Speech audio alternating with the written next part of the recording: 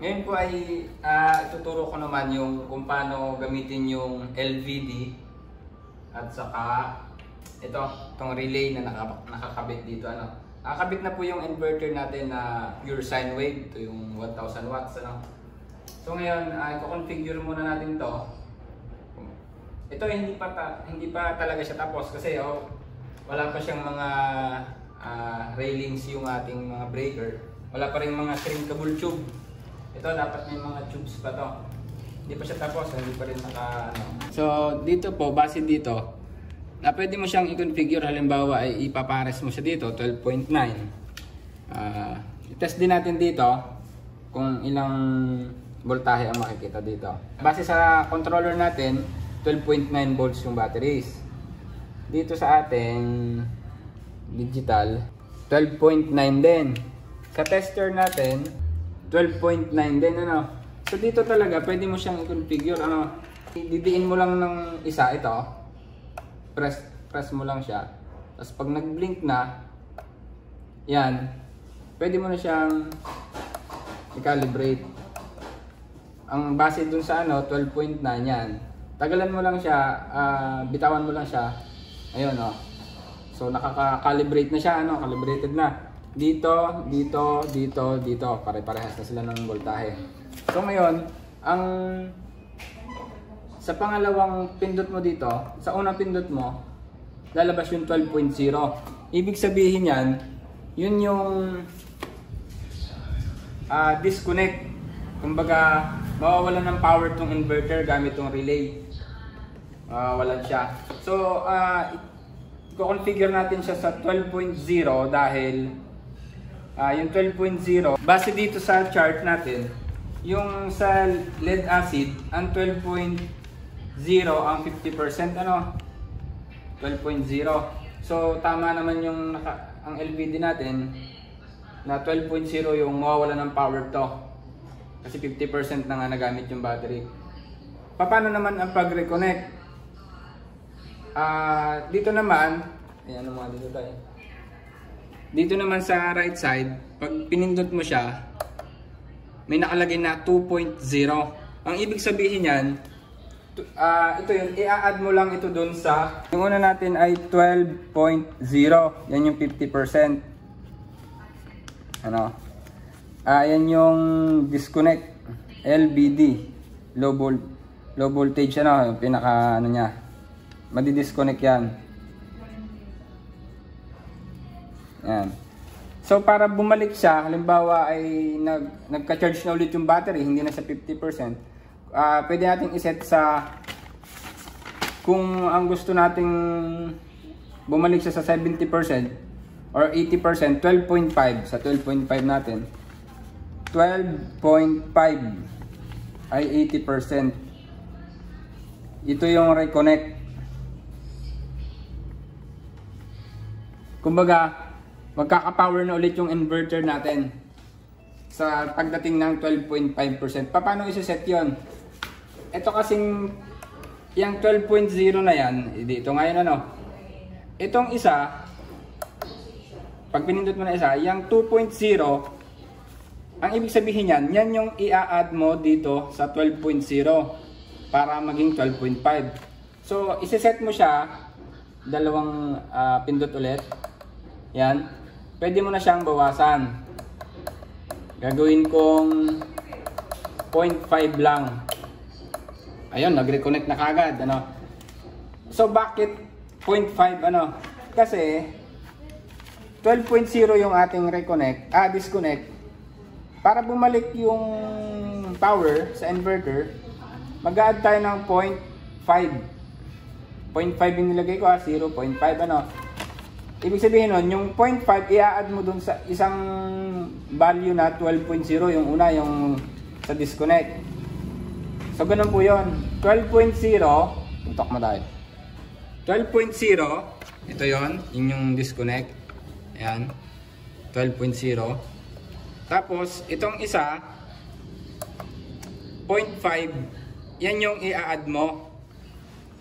Kaya, magiging 12.5.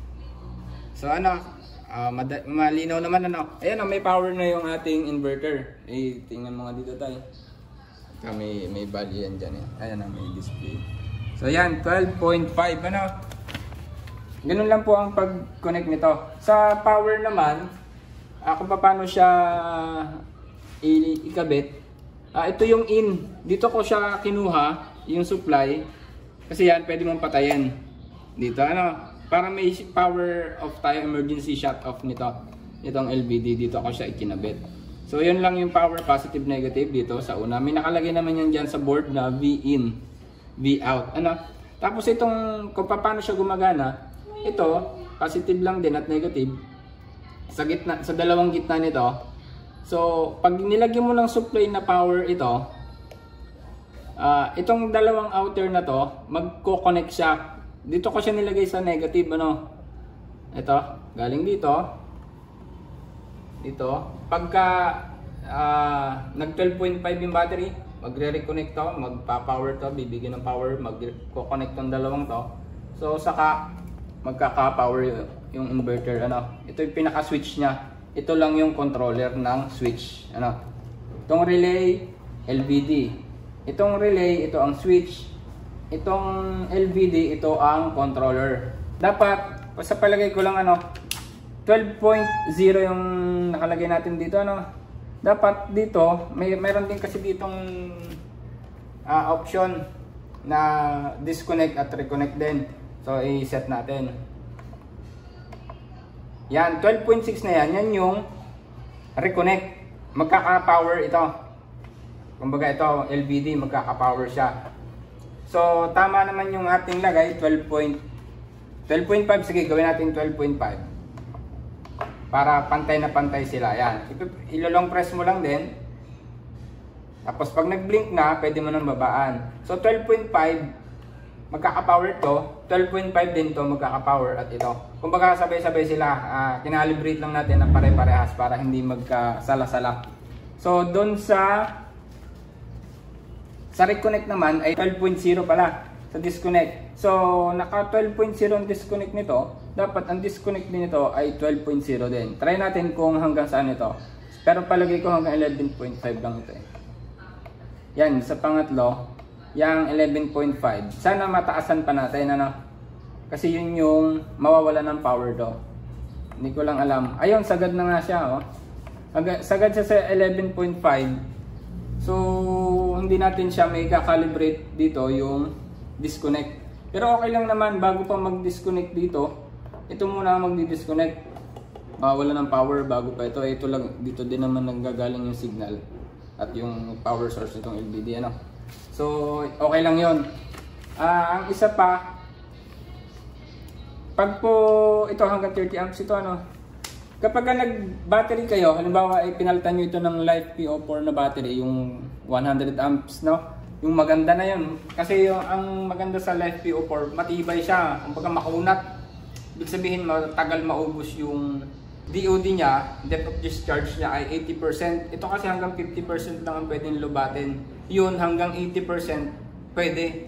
So, bali 20% lang yung hindi niya magagalaw, hindi siya masisira. Tapos, pag palit kayo ng ganun na battery, LiFePO4 100 amps, magpalit na rin kayo nito. Itong solar charge controller. Kasi sayang naman, yung MPPT ang ipapalit, ano. Pwede na rin ang 30 amps. MPPT, para walang tapon yung nanggagaling sa araw. Dito kasi, hindi siya, may advantage talaga yung MPPT dito, kaya nga mas mahal siya. Walang tapon doon. Salang-sala niya lahat. Papunta sa battery ang charging, ano. Dito kasi may mga loss pa yan, eh. Ito namang panel ay na-test na. Okay na yung working yan. Medyo wala lang araw. Hindi pa rin naman yan talaga tapos. Kumbaga, kinalibrate ko lang at kinonfigure yung mga settings niya. So okay na yan. Good to go na yan pagka naikabit na yan. May-ari na po nito. Paunahan na lang talaga. Matagal dumating yung ibang mga ibang mga pyesa galing China pa yung iba. So yun lang muna.